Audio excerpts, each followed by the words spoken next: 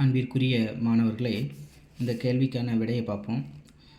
கீழே 2 காம்பவுண்டு கொடுத்துருக்காங்க. அதில் which magnetic property having the following compounds. So பாருங்கள், ஃபஸ்ட்டு ஒன் வந்து பார்த்தீங்க அப்படின்னா MnO4 2-. ஸோ இது வந்து நேட் அயான், இது வந்து பெர்மாங்கனேட் அயான். ஸோ இந்த மேக்னேட் அயானுடைய ஆக்சிடேஷன் நம்பர் முதல்ல கண்டுபிடிச்சிருவோம். இதில் Mn ஆக்சிடேஷன் நம்பர் என்னவாக இருக்கும் அப்படின்னா தெரியாது. அப்போ எக்ஸு ப்ளஸ் 4 ஆக்சிஜன் இருக்குது. அப்போ 4 × -2 இஸ் ஈக்குவல் டு வெளியே வந்து சார்ஜ் வந்து -2 இருக்குது. அப்போ -2ன்னு போட்டுக்கிறோம்.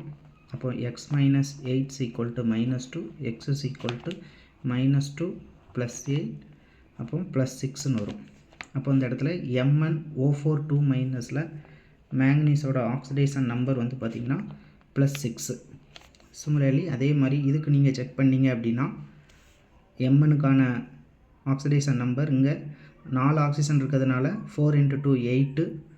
அப்போ X plus -8 is equal to already வெளியே ஒரு மைனஸ் இருக்குது. அப்போது எக்ஸு இந்த -8 வெளியே போயிடுச்சுன்னா, அதாவது ரைட் சைடு போயிடுச்சுன்னா +8 இருக்கும். அப்போ -1 + 8, அப்போ +7 கிடைக்கும். அப்போ இதில் மேக்னீஸோட ஆக்சிடேஷன் நம்பர் +7.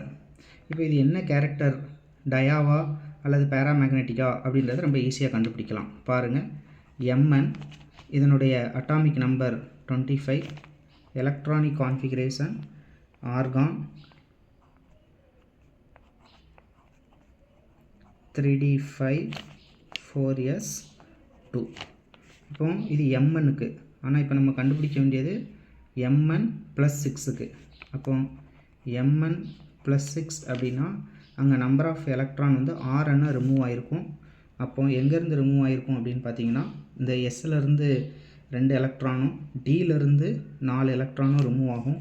அப்போ நமக்கு ஆர்கான் 3d1, அதாவது டோட்டலாக 19 எலக்ட்ரான் இருக்கும்.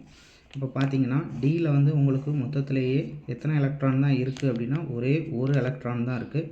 அப்போ ஒரே ஒரு எலக்ட்ரான் அன்பேர்டாக இருக்கிறதுனால இது என்ன கேரக்டர் அப்படின்னு கேட்டிங்கன்னா இது வந்து பேராமேக்னெட்டிக்.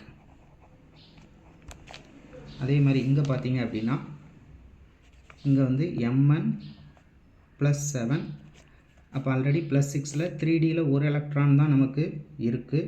அப்போ Mn + 7 அப்படின்னு பார்த்தீங்கன்னா இங்கே நமக்கு எலக்ட்ரானிக் கான்ஃபிகரேஷன் 18 எலக்ட்ரான் தான் இருக்கும். அப்போ அது வந்து ஈக்குவலன்ட் டு ஆர்கானுடைய இனர்ட் கேஸ், ஆர்கானுடைய எலக்ட்ரானிக் கான்ஃபிகரேஷன். அப்போ இங்கே அன்பேர்டு எலக்ட்ரானே இல்லை, ஆர்கானில் ஆல் எலக்ட்ரான்ஸ் ஆர் பேர்டு.